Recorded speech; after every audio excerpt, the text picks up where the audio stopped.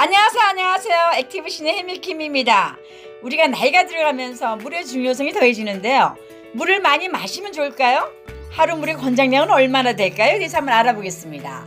우리 몸의 약 70%를 차지하고 있는 물은 말이죠. 해독 작용뿐만 아니라 혈액순환, 체온 조절, 영양소 운반 등의 주요 과정에 쓰이면서요. 다양한 효과를 가져다 줍니다. 또한 신진대사를 활발하게 해주죠. 노화 방지해주죠. 체중 감소, 살 빼기 등에도 이롭습니다. 그런데 많은 사람들이 하루 섭취량에 미치지 못하는 경우가 많다고 합니다.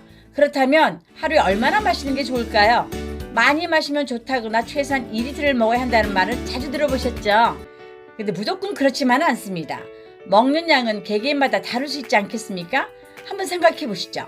사람마다 키와 체중이 다르기 때문에 필요한 수분량도 달라진다는 겁니다. 간단한 계산법이 있는데요.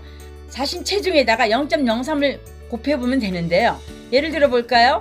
70kg 나가는 성인이라고 그러면 말이죠. 2.1리터를 마시면 된다는 겁니다.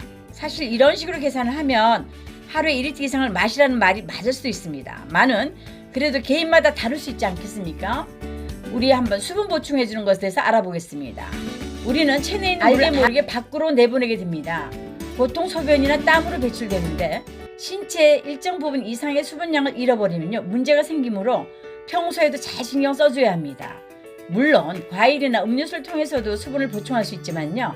당이 많은 종류는 분해하는 단계에서 일정 부분량이 또 필요해지므로 근본적인 공급이 어렵다고 할 수도 있습니다.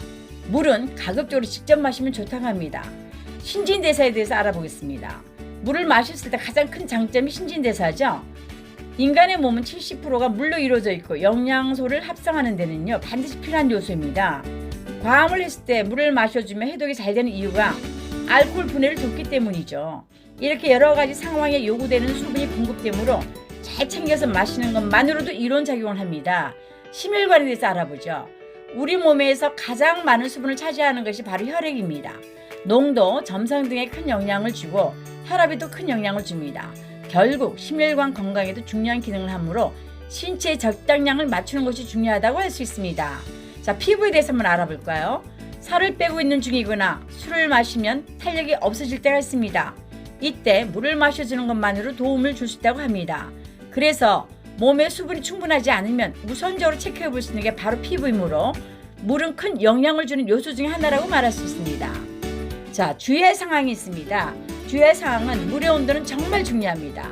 우리가 물을 마실 때 더울 때 너무 찬물이거나 추울 때 너무 뜨거운 물을 마시게 되면 무리가 올 수가 있습니다. 그리고 한 번에 많은 양의 물을 마시는 것도 좋지 않으므로 적당한 온도로 여러 번 천천히 마셔주는 것이 좋습니다.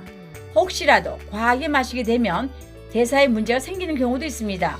여기서 위험한 것은 저나트륨 혈증입니다.